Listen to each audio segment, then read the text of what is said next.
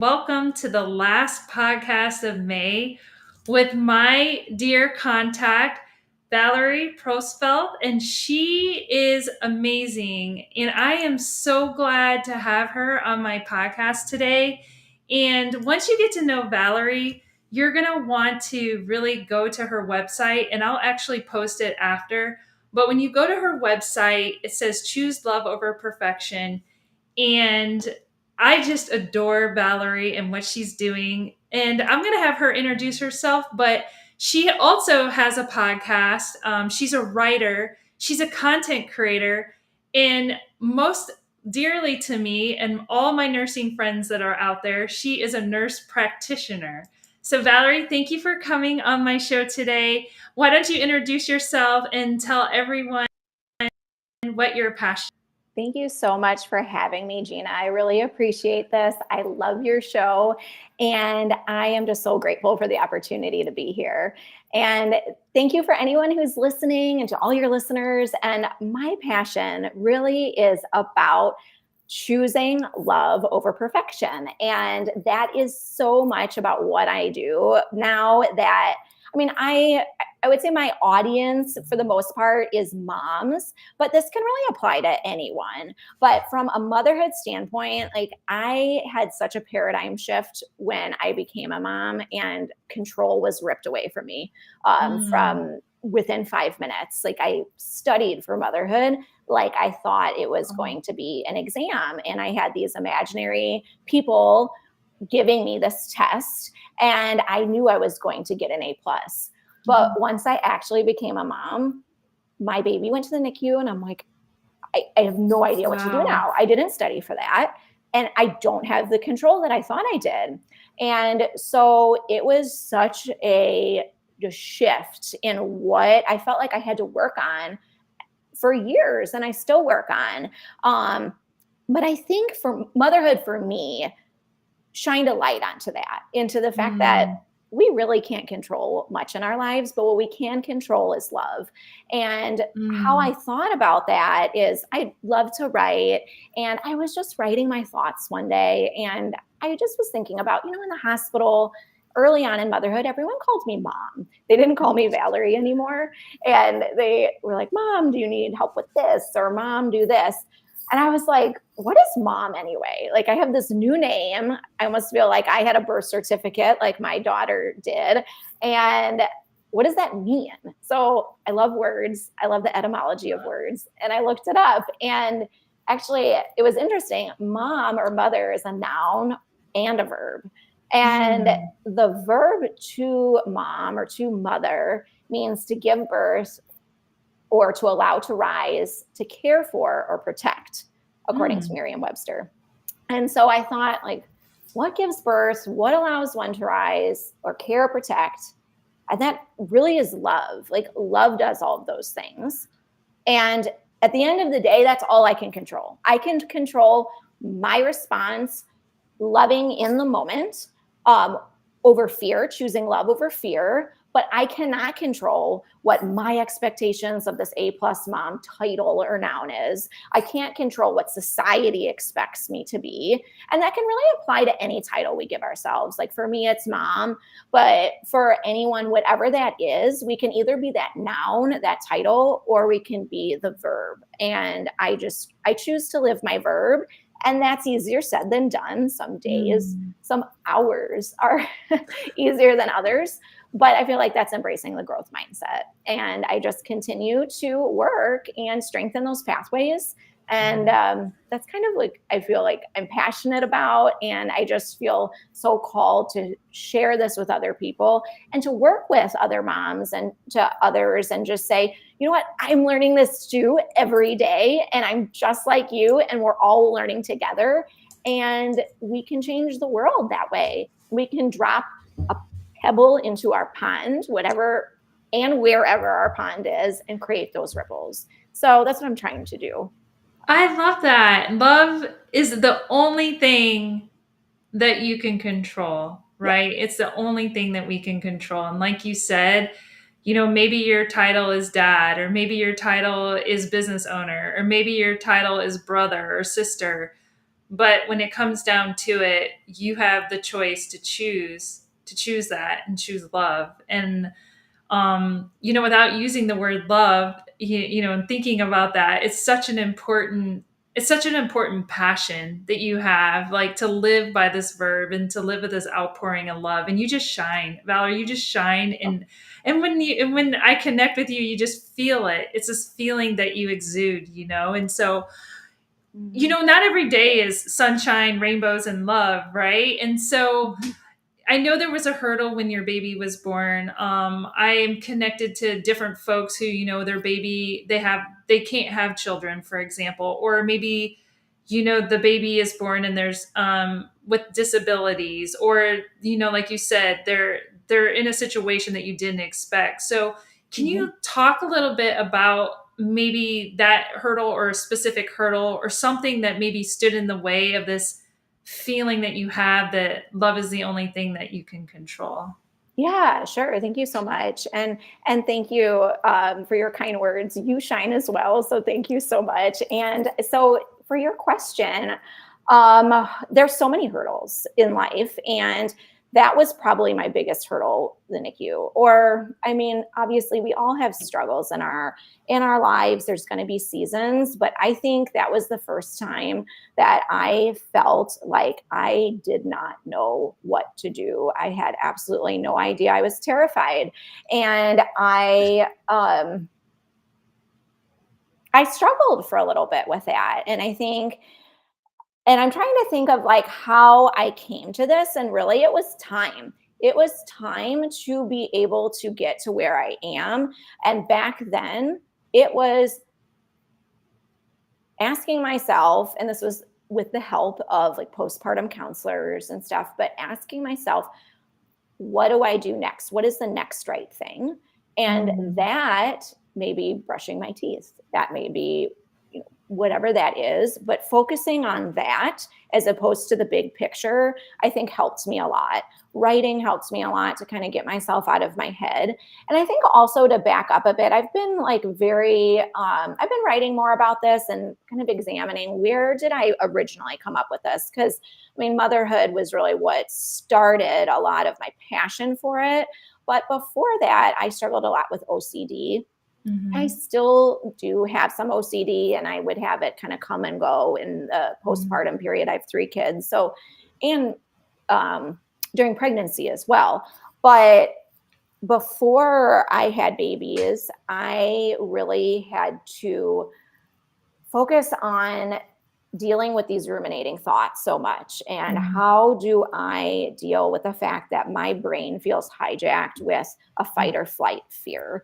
And it was so much of like the amygdala, like that fear center of your brain. I felt like I could not escape it. There was no way I could logically get myself out of it. And I had to figure that out. How do I take somehow a back road in my brain? How do I almost like distract myself in this highway? Like I write about this, like mental highway versus mental back road. There was a book that I read back when I was kind of really struggling with OCD called Brain Lock. And I felt like it was just so helpful, because I think it's Dr. Jeffrey Schwartz, and I apologize if that's not the right name, but it's called Brain Lock. And he said in his book that it's part of your brain. There is an issue in your brain. It's not you. It's not the OCD. Thoughts are just thoughts. And I think when we recognize that and say, I don't like this thought, I don't like this situation, I don't like any of this, but I am going to have to just let it distract myself, take a mental back road, and choose gratitude, choose mindfulness, choose compassion, those type of things. Like that's all I can do. And that is the first step, and taking those baby steps. And again, going back to what's the next right thing. And sometimes that's I'm going to choose gratitude in this moment, or I'm going to choose compassion in this moment. And that is so much easier said than done. But thinking of the mind like a muscle, I mean, I know you talk about that, Gina, as far as like neuroplasticity and like how we work with this and we keep practicing it. Like I love running, and I can't just go run a half marathon tomorrow if I wasn't training for it, you know, but those baby steps. And that's, you just have to kind of keep going, if that makes sense. I'm not sure. That was kind Yeah. of a long-winded answer to your question, but I think for me, that's really shifting my focus. But that, again, took so much time and so many years to do, but just Mhm. keeping at it. And sometimes it's 2 steps forward, 1 step back, and just giving yourself that grace and saying, you know what, Absolutely. today I wasn't doing good today, and being okay with that. And you know, John Gottman, he's a marriage researcher. I really love how he talks about 5 positives to 1 negative. Mhm. And he says, if for healthy relationships, you have to say 5 positives to 1 negative. So if I'm like saying something to my husband about, I don't know, whatever it is, like I have to counteract that and tell him, you know, something nice. I don't know. But so what relationship though is the most important, really? I mean, other than, you know, God or whatever that is, a higher power, is to yourself. And counteracting that negative self-talk with 5 positives, I think, is so helpful. And it's so hard, but I think Mm. so helpful. And I think that's part of like what helped me get through those tough times. And really, and for me, I did have to kind of lean into my faith, and just whatever that is Mm.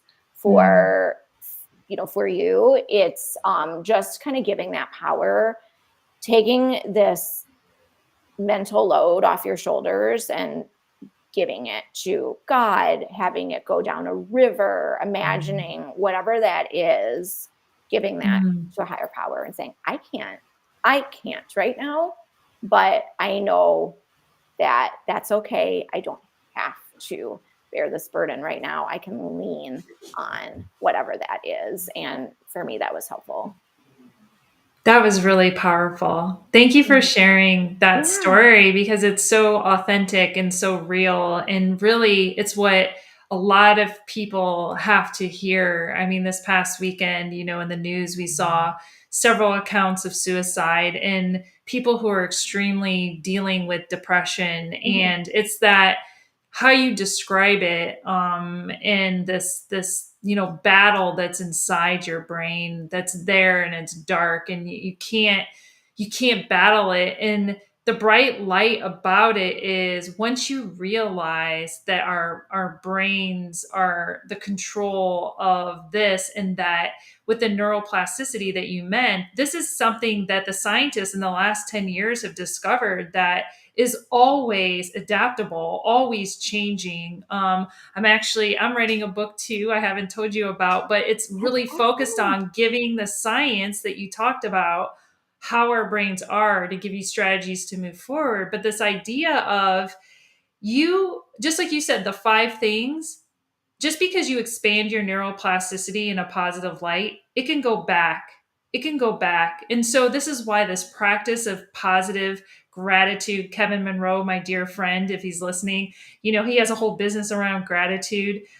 Practicing these good things in your life can actually elicit neurotransmitters that increase the function of your brain and the size of different parts of your brain to make you feel better. So, there is a chemical reaction that is actually happening physically to yourself so that you can start feeling out of this dark place that you are, that seems almost like you said, where do you go? There's nowhere to Yes. go from here. And so Mhm. you mentioned something, getting help, and you know, talking to a counselor. And you know, Mhm. whether there, you know, there's such a stigma around that. And I think people, and just in general, have to embrace that it's okay whether you write it down and you reflect it yourself, but sometimes you need that extra ear to help you move forward and help you overcome the impossible, because sometimes you are at a place that you need to get out of it, and you need someone or something to help you. But yes, the power is inside. So thank you for sharing that. Absolutely. Yes. And like you're saying, like that storm inside you, I almost feel like it is that, like that visual, if you think about it, like we were talking before we went live about the Mm. tornadoes in Houston, Mhm. Mhm. and just thinking about tornadoes or damage from storms. What happens after storms when there's damage and stuff? It is the community coming together. People come Mhm. together. You need support.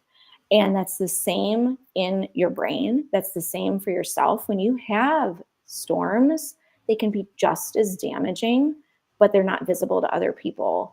And we have to seek out help. That's what we do when there's Mm. storms, when there's damage. And so there's no shame in that.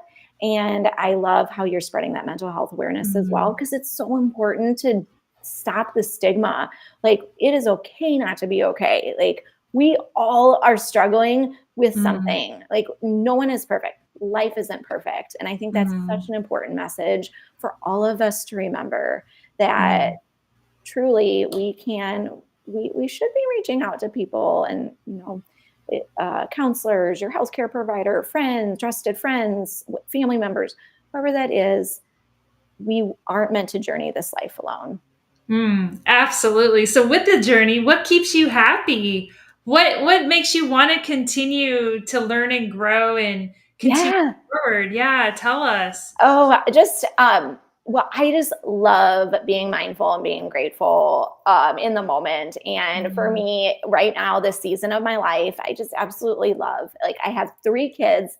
It Mhm. is crazy chaos, but I love it. It's beautiful chaos. It's beautiful chaos. I have a 4-year old, a 6-year old, and an 8-year old, Wow. and I am so busy, but at the same time, they force me to say, you know what, despite whatever it is that's going on, let's bring ourselves back to the moment. And I think kids sometimes can teach us that more than Mm. adults can, of that Mm. like mindfulness. Like, if you think about a child, and like they're living in the present moment, like they're not really Mm. thinking as much about the past or the future. And really, with motherhood or with anything in life, we really can't meet other people unless we're in the present. Like, we Mm. are only here at the present.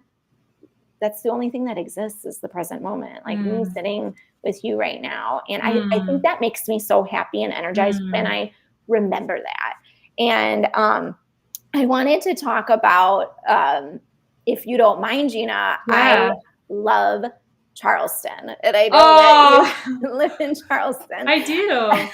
It's a beautiful town, and I'm such a Mhm. history dork that Mhm. I'm just blown away every time I go there. And I actually was doing some writing in Charleston at one point, just taking notes and stuff. And there was this story of gratitude that I kind of like thought about, wrote about, because we did like one of those horse carriage rides, whatever, Yeah. which they were Mhm. so fun.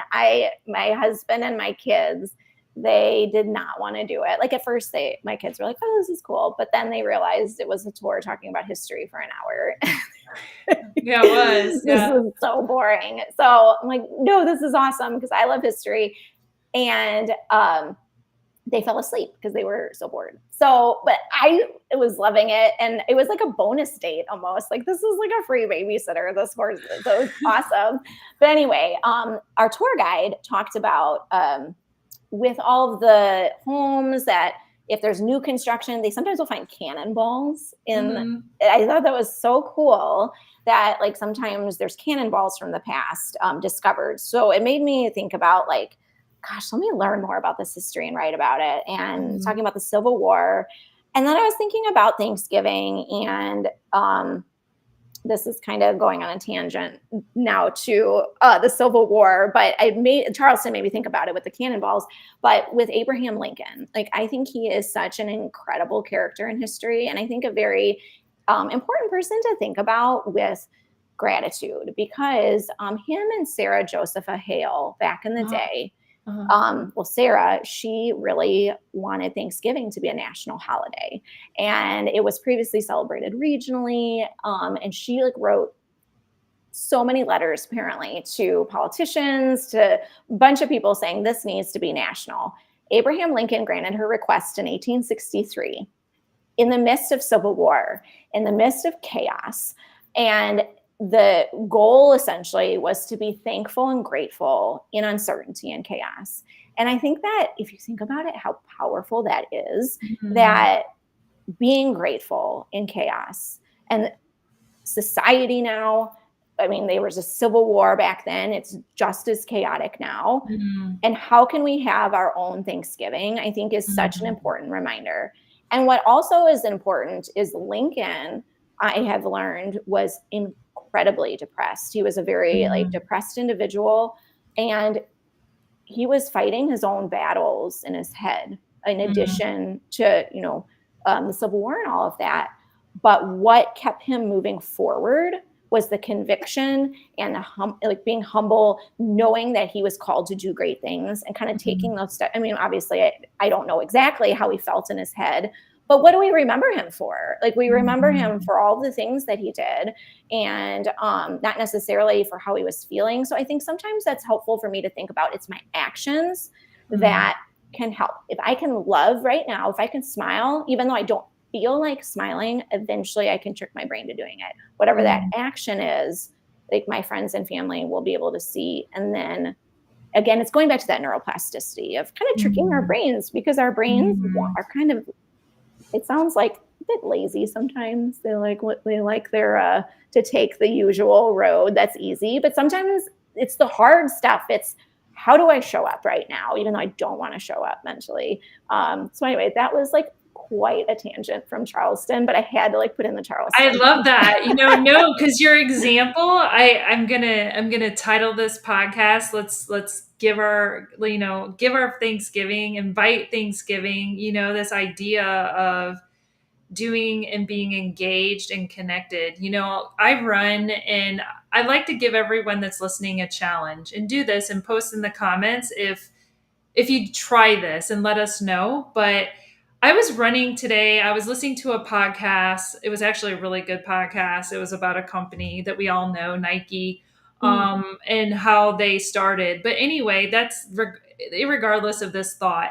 When you're listening to a podcast or when you're listening to a conversation, where does your mind go? Are you truly connected at the moment of hearing what they're saying? Or is it wandering? Because within 8.5 seconds, even before then, I find myself when I am listening to a podcast really focusing my mind on what I'm listening to instead of letting it wander and think about a meeting I had the day before, thinking about, maybe a conversation I had with an employee, like really focused on what you're doing. And so, this idea of being connected is so critical in a time where there's a surgence of data that's showing that people are feeling lonely, that we're yes. connected. So if you want to feel connected to something, pay attention to your mind and where it's at in the moment. Are you truly listening to the person you're sitting across from? Or are you thinking about the Facebook page that you just looked at? Are you really listening to the podcast? Or are you thinking about something else? So I think it's Mm, critical that, and I give you the challenge and see if you find yourself doing that, then you know that you're not fully connected in the moment. And it's important because I have people, Valerie, ask me, and you've heard me say this on podcasts, but this is a real thing. We get feedback every Sunday in our system from learners, and I have learners reach out to me. They'll email me, but I've had learners say to me that they've lost their passion for learning. They've lost their mm, passion. And we see on the news and media this, like you said, this chaos of people struggling and being open about it. And people are, if they need something to look forward to, what advice would you give them? And one is being connected, but what advice would you give them to reconnect with their passion if they've mm. lost it? Yeah, I think that's such a good question. Like, how do you reconnect with your passion if you've lost it? And I think that for me, I mean, I know I've gone through stages in my life where that that can happen. And first, I think and foremost, giving yourself that grace to Mm, say, I kind of again doing that self compassion piece of saying, it's okay. I am here now in this moment, and being grateful for being in the moment and practicing on that. But I think going a step further, though, is to really, for me, examining values has really helped for, I think when I first became a mom, I lost a bit of myself and my identity and didn't really know what to do next. So I read a lot and realized that I don't know if you're familiar, Gina, with like value lists that they Mhm. have like you can Google search them and there's like a list of 100 or whatever adjectives. You're supposed to pick the top 3 to 5. So I Mhm. did that and I was familiar with it, but I'm like, let me do it again. And so I found that like I love adventure, exploring, learning. Those are like my 3 values. So I was like, okay, how do I incorporate my life more with those values? And values can be subjective, but I feel like then I'm bringing my inner child Mhm. out because I think our inner child um, is so important to recognize Mhm. and to allow them to play with our children or with adults. Like when we are allowing our inner child to shine, I think that can help reconnect that passion a bit or that learning or whatever you feel like you lost. Remembering that play is important.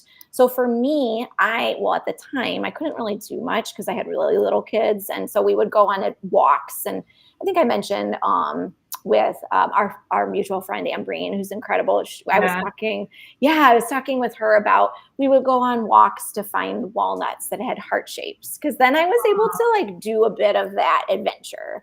And then I was like, you know what? I like running and I like traveling and exploring. So I'm going to sign up for a half marathon in Sedona, Arizona. And that was when my kids were a bit older. This was last year. And I'm like, I don't know why I'm doing this, but it sounds fun. And this is living my values.